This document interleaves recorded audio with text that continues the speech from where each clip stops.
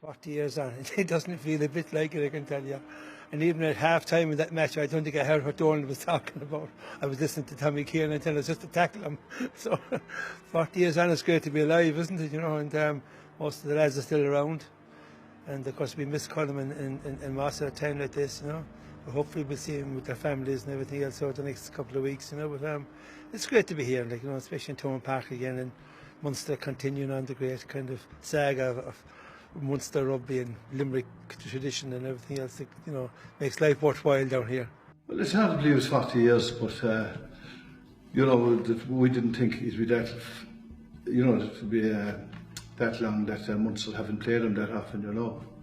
But to my mind, the big problem for get the Munster and All Blacks and Australians and that is professionalism, you know.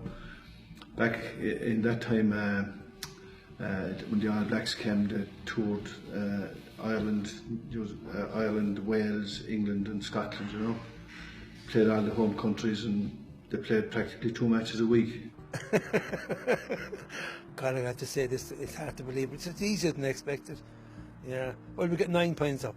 Warley took a chip over the top. I'm sure he'll tell everybody he knew which way the ball was going to bounce. I'm not going to take from that. The crowd were phenomenal because, again, it's well documented that it was an all-ticket match. But when they ran out of tickets, they recycled the ones that came in and brought them back down to the caravans, you know. So you had fellas tapping the wall as well, Brendan. Of course, yeah. Of course, like the old Thomond Park then, we're looking out at a magnificent stadium here now, Luke. But the old Thomond Park then, there was only one stand. It was an old wooden stand, which was quite small. And then the rest was terracing. And you know, photographs of the match afterwards showed that all the lads sitting on the wall and teenagers sitting on the wall. And the crowd were much closer than Brendan. The scrummaging wasn't that tough. They weren't renowned as a great scrummaging outfit anyway, the All Blacks. And the rucks and mauls, like, they take your head off, like, you know, you wouldn't line the other side of the ruck. But you knew that going on the field, like, you know, you knew that, you know, you'd have to know what you're doing when you go into a ruck. But then we were a tight bunch, that the pack of forwards, we all knew each other pretty well. You know, a couple of Cons, when I say a couple of Garryon, a couple of Shannon men, all used to kind of tough rugby here in Limerick for the previous 10 years. And you got nothing easy in Limerick, whether you and Munsters you were playing or present day Bohemians, everybody went out, like, you know, for the pride, and all forward, everything was a forward battle. Well, we're used to those battles. And I suppose we didn't see the All Blacks as anything more different. The last thing you want to do is to be afraid of anybody. So I would say, you know, we just felt that we were as good as them on the day, you know, and as it happened, like, things went their way.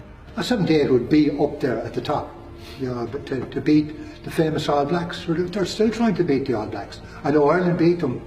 Eventually they took the crown, but it took them a long time to do it and to beat them in Soldiers Field, as you know. But still, they are the team as we're facing into another World Cup now. The All Blacks are still the team, and they still have that little bit of mystique about them. I'll never forget my dying day. I was in the middle of the field, and my 2 great friends, Gerry was a Shannon man of Bohemians. No, Gerry was a Shannon man, and my pal Pat O'Donnell was a Bows man. And Pat hates Shannon, like, you know. But he was a hooker, you know. We used to have great battles in the field. We were great friends, and Pat couldn't run to save his life. He was the first onto the field that caught me. So how he made it out before everybody else, I don't know. He never ran as fast in his life. The whole place was strong. It took us 10 minutes to get off the field. Yeah, I suppose, you know. Terrific photographs of it. Yeah. And it was amazing, all right.